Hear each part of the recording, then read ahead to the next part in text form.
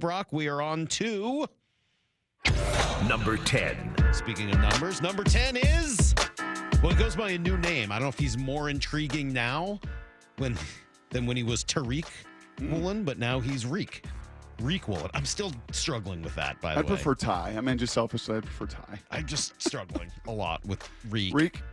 Reek's tough for me, but I'm getting there. It's his name, and whatever he wants to be called, I'm 100% willing to try to make that happen. If last year was supposed to be his learning year, Brock, last year was his adjustment to playing this position in this league against real competition, right after, just a year spent at cornerback after playing wide receiver his entire life. How much more is left? Like, what's the growth potential? I think that's why he's so high on the list. Not just because he's a good player. He is, and he's going to be your starter at one cornerback spot and, really became a Pro Bowler last year as a rookie out of nowhere. There's so many great parts of the story. Mm-hmm. But how much more is in there, given what he's already done and how far he had to come? Could he be like a much better player this year than he was last year? I'll tell you what he is before I answer that. He is symbolic of the entirety of the Seahawks. That's why he's intriguing at number 10. He's symbolic in the sense that he was not supposed to do any of this last year, much like the Seahawks were never supposed to be anything last year. They're not supposed to be a playoff team. In a fifth-round, Roadrunner was not supposed to be a Pro Bowler. And right there for Defensive Player of the Year. I mean, that was not supposed to happen. Now it did. So now what is your question? Now do you go from way over-delivering and being very, very good to great? How do you take that? I think we've had that talk about that team across the street. How do you go from good to great? How do you go from being a playoff contender to now taking that next step? So what does he do to go from good to great? It's to continue to have unbelievable discipline, even when the ball doesn't come your way. Okay.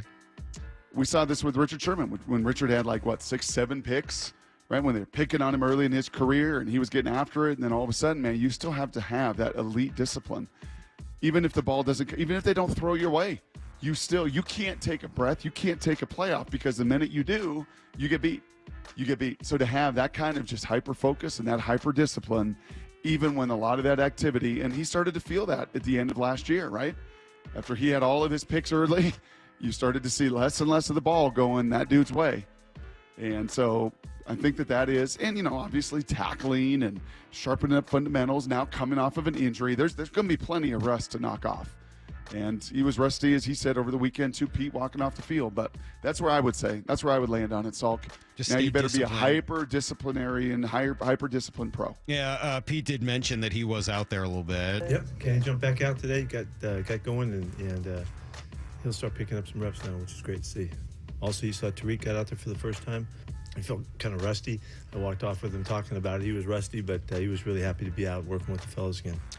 So health is going to be a bit of a concern, right? At his sort of height and weight and all of that, and having to stick his nose in there and try to tackle a little bit, which is not the strength of him. I mean, basically, that is, if you want to talk about a difference between him and Richard Sherman, that's it right there. I mean, he just doesn't have that ability, or I don't know about willingness, but ability to go in there and throw his body around.